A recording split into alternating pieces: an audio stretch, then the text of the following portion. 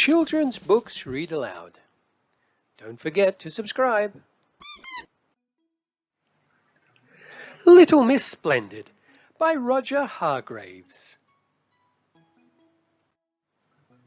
Nothing was too good for little Miss Splendid. She lived in a huge house surrounded by large gardens.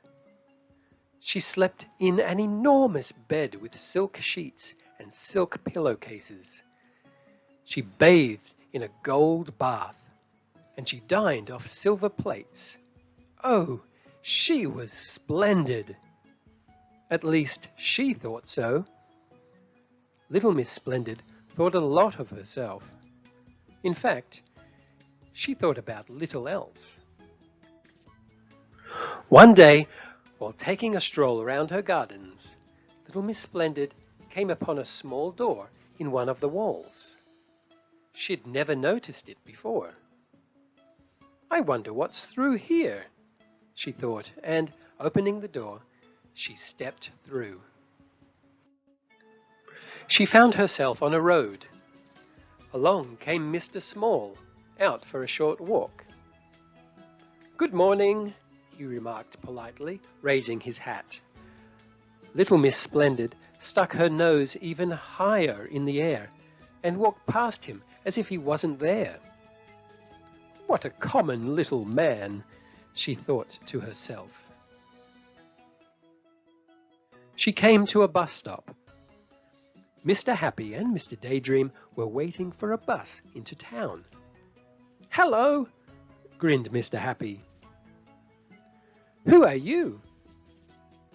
"I," she replied, "am Splendid." "Oh," said Mr. Happy. "Are you going to catch the bus?" asked Mr. Daydream. "Me?" she said. "The bus? Never." "I," she went on, "have never, ever in the whole of my life travelled on a bus." An expression of distaste crossed her face. "You have to sit next to people on buses," she went on, "and that would never do." "Oh," said Mr. Happy, and scratched his head. He couldn't think of anything to say. Miss Splendid walked off with her nose very high in the air. Miss Splendid arrived in town. She looked at herself in all the shop windows as she walked down the street.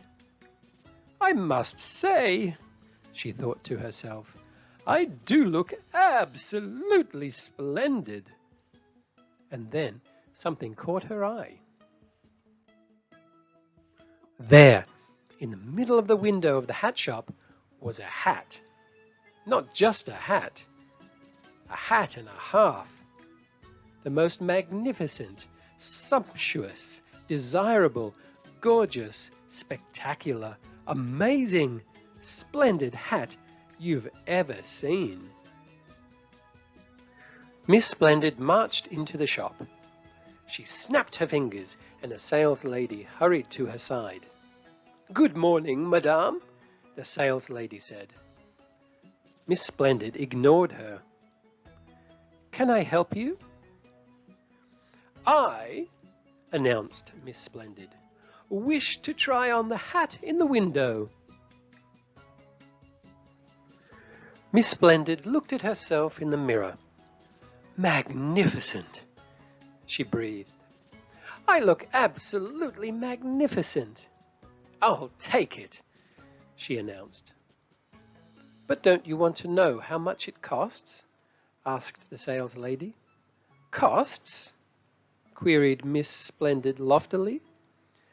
"I never discuss money matters. Send me the bill." And she marched out of the shop. Little Miss Splendid stood on the pavement and held up her hand. "Taxi!" she announced in a loud, important voice. A taxi stopped.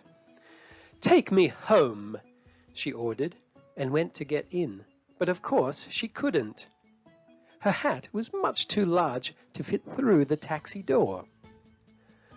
"Driver," she said, "you should purchase yourself a larger taxi. In the meantime," she went on, "I shall walk." The taxi driver grinned. Little Miss Splendid walked along. "Perhaps it's better to walk," she thought to herself, "so that everyone has the chance to admire my magnificent new hat." But then it happened. It started to rain. And the trouble was, the more it started to rain, the more it rained. And the trouble was, the more it rained, the more Miss Splendid got wet. And the trouble was, the wetter she got, the wetter her hat got. What a sorry sight! Do you agree? The bus, on its return journey from town, passed her. Mr. Happy and Mr. Daydream, on their way home and sitting in the dry, looked out of the window. "I say," remarked Mr. Happy, looking out at the bedraggled figure trudging along in the wet. "What a splendid sight!"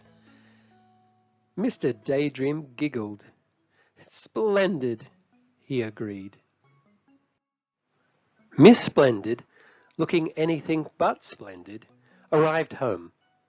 However, after a hot bath in her gold bath, and after a boiled egg in a gold egg cup, eaten with a silver spoon, she felt much better.